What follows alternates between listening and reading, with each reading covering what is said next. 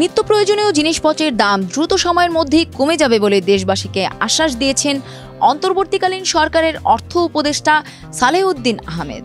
14 August সচিবালয়ে মূল্যস্ফীতি ও খাদ্য সরবরাহ পরিস্থিতি নিয়ে অনুষ্ঠিত এক পর্যালোচনা বৈঠক শেষে সাংবাদিকদের সাথে আলাপকালে তিনি কথা বলেন। নিত্য প্রয়োজনীয় জিনিসপত্রের দাম কমা প্রসঙ্গে সাংবাদিকদের এক প্রশ্নের জবাবে তিনি বলেন, নিশ্চয়ই শীঘ্রই বলতে কালকে বাজারে যাবেন দাম কমবে সেটা বলবো না, শীঘ্রই কমবে। তিনি আরও বলেন, মূল্যস্ফীতি কমাতে যুগ সময় লাগবে না, বরং যৌক্তিক সময়ের মধ্যে তা কমে আসবে। আমাদের সরবরাহ ব্যবস্থা ঠিক করা হবে, মুদ্রানীতি ও রাজস্ব নীতি সমন্বয় করা হবে। মূল্যস্ফীতি নিয়ন্ত্রণের জন্য মুদ্রানীতি ও রাজস্ব একসঙ্গে কাজ করবে কিনা জানতে চাইলে তিনি বলেন, আমরা অবশ্যই নতুন পদক্ষেপ নেব। আমরা দেখব পলিসির ইফেক্টিভনেস যাতে বাস্তবায়ন হয়। আমরা যতটুকু খেতে পারবো ততটুকুই প্লেটে নেব এবং ডাইজেস্ট করব। এই উপদেষ্টা আরও বলেন, কর্মকর্তাদের বলা হয়েছে কোনো সীমাবদ্ধতা থাকলে বলবেন, আমরা সমাধান করব।